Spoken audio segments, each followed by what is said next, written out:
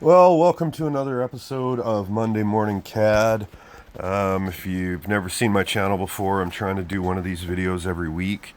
Today, I'm going to focus on some specialty tools, specifically how to make sockets and wrenches that fit stuff. First, I wanted to show you a bit of an update on the rat rod frame. I made a few changes to it. I mean, the first most noticeable change, honestly, is the front frame rails where they came out from the firewall. I tapered them straight the way the rest of the frame rails were, and I split the seats and stuffed a drive shaft model in there. I grabbed the model from GabCAD, same as I've done in previous videos, just something to represent my shaft and show how everything fits. It gives me some stuff to do in the off time, midnight, when it's too hot or I can't make noise. I can play with the model. And I pinched the frame rails, I stretched them out, I rounded over the nose. I also built a drop beam axle and stuffed it in there just so I can kind of get a representation of where everything fits. Last thing I want to do is go down in a couple of weeks and burn out this frame and it doesn't work. The rear section had some interference with the rear axle, so I stretched the section headed up in front of the axle, and I stretched a similar section in what would be the front Z, just behind the motor mounts to raise up that front frame rail as well, because same thing, I needed that axle to clear. So a couple of changes, but it looks more like a car. And with that, we're just going to blast right through. I'm using this bolt as a hypothetical, a visualization of perhaps you don't have a socket, but you have access to a CNC plasma table. So what I've got up on the screen is a 1-inch bolt with a 1 3/8 inch head. Now, whether suggesting that you don't have a socket for this bolt, show you some options to build some tooling to fit this bolt, so that you're not stuck running out, ordering off of Amazon, whatever it is you need to do.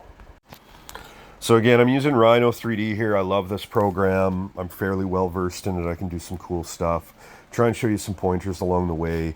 It's got a shape tool on the toolbar, so all I've got to do is grab the tool. As you can see here, if I change the number of sides, if I had a 5-sided head on a bolt, I could make that.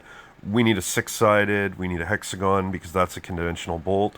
So all I've got to do is draw that any size, type scale, hit enter, and type in my dimension, and that will size that hexagon to my 1 3/8 inch. You can always double check the measurements. I've got a habit of doing that because sometimes I just get it wrong. But outside of that hexagon, if we just draw a simple circle, and we extrude that surface as if we were just cutting exactly what's on the screen right there, we have the bottom washer, essentially, that could become a bolt. And if we draw another circle, in this case, we made a 2-inch OD, 2-inch OD circle, and we put a 1/2-inch square in it, put it in dead center. We can grab the square from the circle. It snaps right to it, as you can see there, and we can put it in the center of that circle. We can take that, extrude that entire assembly 1/4 inch as if we're cutting it out of 1/4 inch plate. And if we take that piece, just those files, and cut them out, we'd have what's on the screen. But for visualization purposes in 3D here, we can drag it over top, change our view so that we can see what we're working on here. And if we move that piece up, say 2 inches, we have a representation of a socket. All we have to do is throw a piece of tube in the middle, and in Rhino I can visualize this with my surface tools. I can go in and draw a surface. Realistically, this could be anything. We could space these out even further. If we needed something 6 inches deep, we need a super deep socket. Now, the only downside to doing a socket in this form is that the bottom edge is the only spot that hits. I've cut these before where I've stacked 3 or 4 or 5 of these thin plates together. That way the edges are pretty perpendicular. It depends on the accuracy of the plasma cutter. But you could stack these infinitely, weld the sides together, and then weld the tube over top of that and have the exact same thing. I've even used a tube that slipped outside of our ring and cut a slot into it so I could weld the tube all the way down the sides of the ring. But for the purposes here, hypothetically, we just wanted to make a socket that fit this particular bolt. Maybe it's a weird metric size, whatever. Maybe it's just rusted out and you can't find something that fits. This is just showing that it literally takes about 15 seconds to draw the file so that you can turn it out to a plasma table and have a socket that looks just like this. It'll slip onto your ratchet. No, it's not a snap-on socket, but for the sake of we're stuck, we can't do anything, I've made these specifically for, say, wheel bearing sockets, usually big nuts, over 2 inch, something that we're just not going to have. Now, let's take that idea a step further. If we take that same ring that we just made a socket out of, copy it off to the side, and all I did was offset that outer circle an extra 1/4 inch. I wanted a little extra meat around it because my intention here is to delete that inner ring, get a little bit of meat, and then put a handle on this, and we can make a box stand wrench just this easy. I can draw out the handle whatever size I want. If you've got a nut that's buried up in a frame and you don't know what to do with it, you could literally draw this handle any size. You could heat it up with a torch.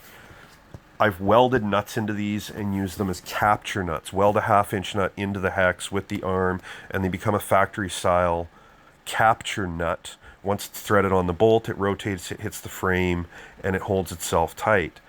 Making a wrench like this that's single-ended though, we can literally slip a piece of pipe over the top of it, have a great big snipe on it, and let's say this is a lug nut on a semi that you just can't get busted loose.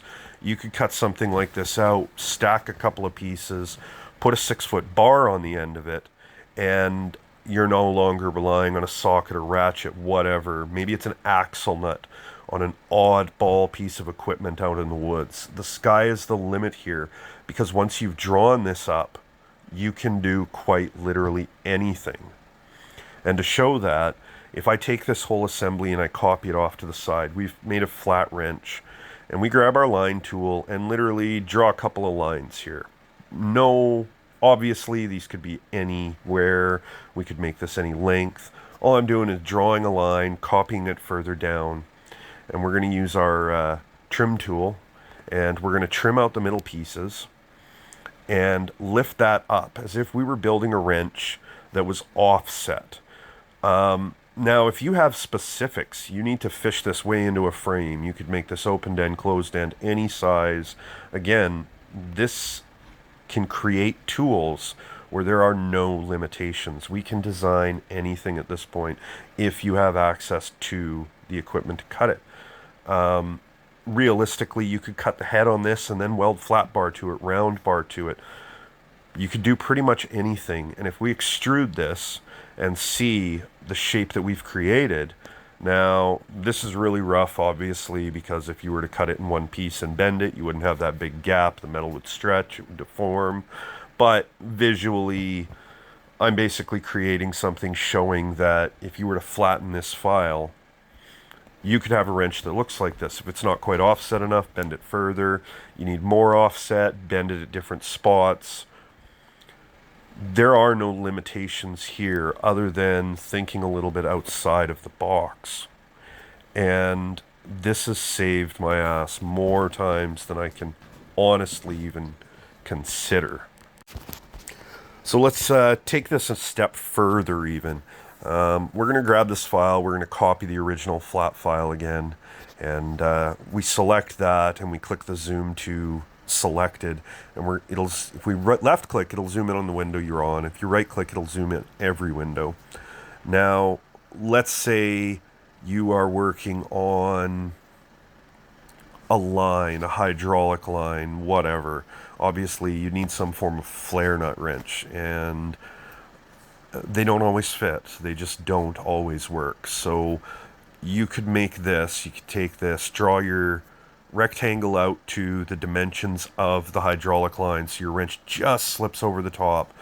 We slide this rectangle in, select everything, and we're going to use the trim tool again and trim out the opening, trim away all the offending metal, and now you have a wrench which, if your tolerances are good on your table, if you were to laser jet the water jet it, a high def plasma, or a really dialed in regular plasma table, you could make this wrench that has contact on 6 points. You could add a ton of meat on the outside.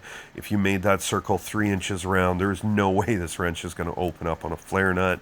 And if you have the material sitting and the access, this can be a game changer. You could build this wrench so that it's S-shaped. It fishes around fenders.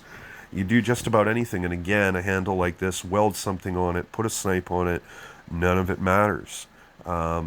This becomes a tool that's purpose-built. Now, if you're doing something like this all the time, let's say you found a job where you're using the exact same wrench every single time. You can't get in there and you figure a way to get that bolt off. You could make a wrench that fits every single time. And all I did here was grab our solid representation of what would be cut out, drag it over top of the wrench, and you can see it's pretty obvious. This just drags right over the top. This wrench would undo this bolt. And if you don't have that wrench sitting in your toolbox, this is an option. Perhaps sending a file like this out to a plasma cutter is cheaper in the long run than ordering up a specialty wrench or trying to track down the tool truck or whatever you got to do. I guarantee you there's someone close with a plasma cutter. So while we're working on all this, let's take it a step further. Let's start with an odd-shaped head. Now, this is a representation of something similar to a torque head bolt. Pardon the fact that it's not exactly accurate. I literally modeled this up just to prove a point. I can go, since I have this modeled in 3D, I can grab my curves from a solid, get my extrusion here. We could do the exact same thing with a paper template. I've showed you in my frame plate video how to put a plate in as a background, trace around it. This wouldn't be super complicated. All I did here was draw a line from point to point, which gives me my center for a circle. Realistically, that's all for aesthetics. It doesn't really matter what that piece looks like because it's just a tool to undo it. You could make these look like whatever you wanted. If you wanted every handle on your wrench to be S-shaped, go right ahead and do that. But I can take a rectangle, drag it over top of my circle, use my trim tool once again. I can go in, radius the edges, add a little bit of strength. There's not much I can't do here.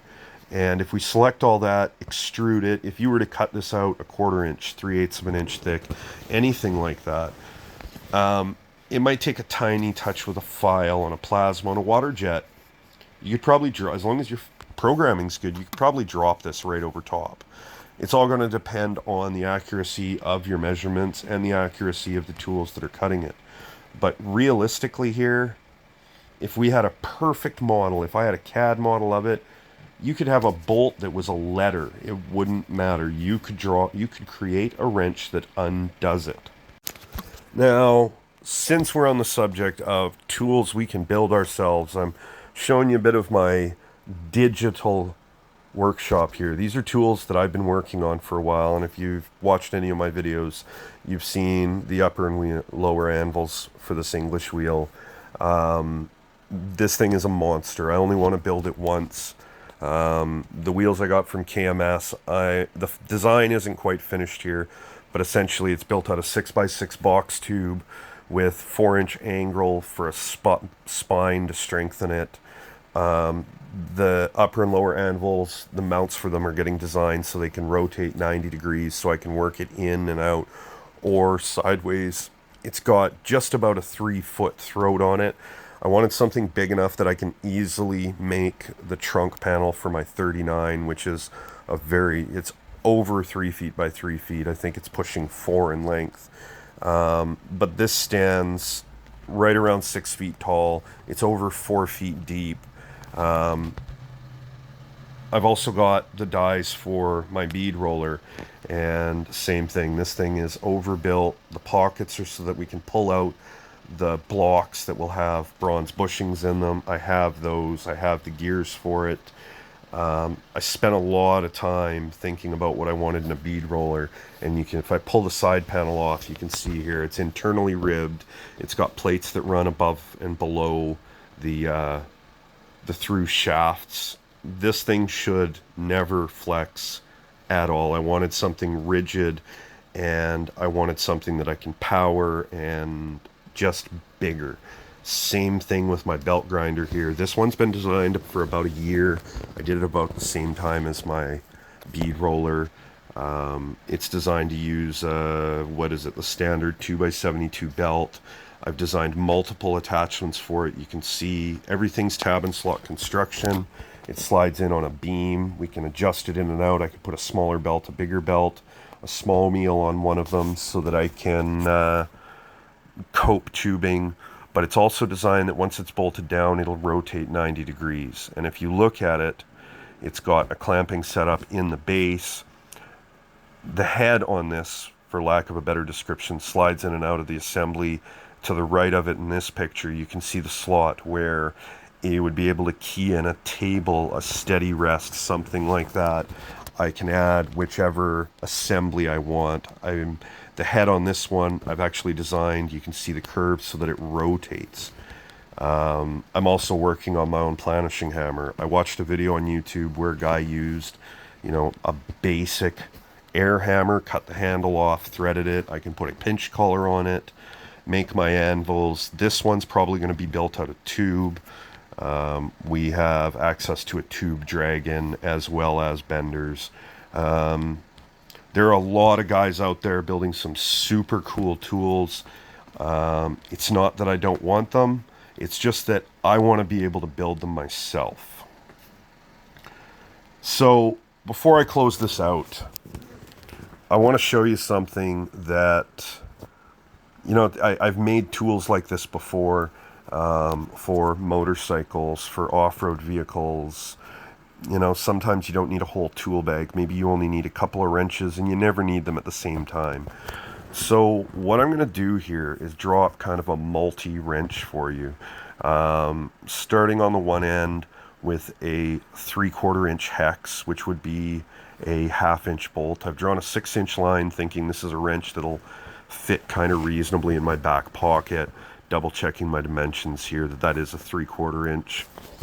Now, for the sake of argument, I kind of considered the fact that if you're using 1/4 inch bolt, 5/16 bolt, 7/16, or quarter, 5/16, 3/8, and 7/16, you end up with sizes that are a 7/16 head, a 1/2 inch head, a 9/16 head, and a 5/8.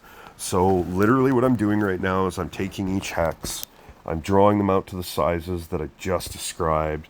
I'm going to drag them back over top of each other and build a stepped wrench on one side that has 4 bolt sizes. All I'm doing is dragging this over, and I just want to make sure that the bolt head fits into the wrench how I've got it. Now, obviously, this wouldn't be like a I'm working in my shop type tool. This is maybe you have a bicycle, and you need to adjust your seat post, your headstock, your pegs, your chain, pull your wheels, and the other side is a fixed end. Something like this would work great if you've got bolts welded in, or nuts welded in as capture nuts, anything along those lines. Just showing the versatility of being able to design your own tool here. I've designed wrenches for oxyacetylene setups. My good friend at Backdoor Fab, he's marketing those. Basically wrenches so that if you're changing your bottles, it's the right size every time. It's on a hook that hangs off his tank. It just works. We make tools like this all the time, and once you start to consider it, you realize that there are some seriously wide open options here. The line that I'm drawing on the top of this is literally just so that I know that I've got some meat around that. Obviously, I don't want this wrench to flex.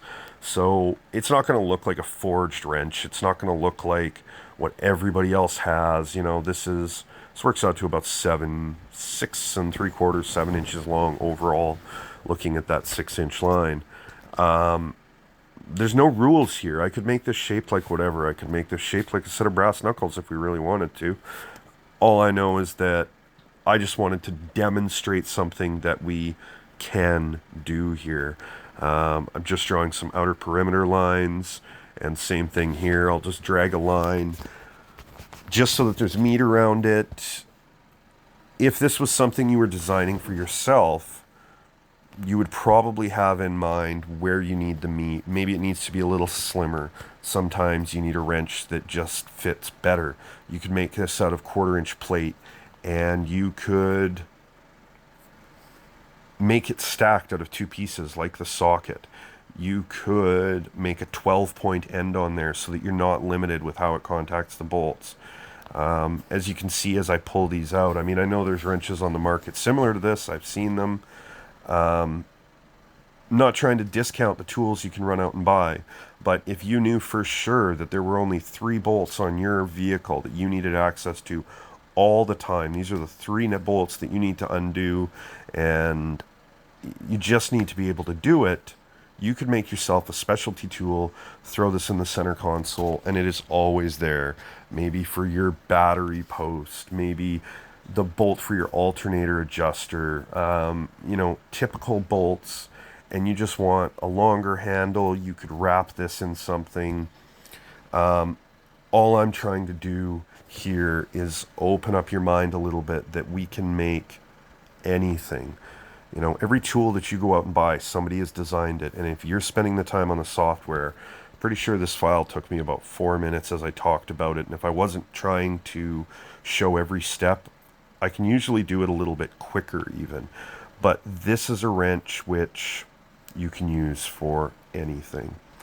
And with that, I think this is where I'm going to close it out today. I hope everybody picked up some tips. I hope you think, even if you can't catch the hang of programming this, you could go to somebody with a drawing on a napkin and say, this is what I want. I want this wrench. Or you can get some free software. I'm working on some tutorials on some of the free softwares. That's going to be coming soon. I like Rhino because it's native to me. But on that note, if you haven't subscribed to the channel, please do that. I got some lofty goals here. I need some help. Like the video, comment below, and go design something.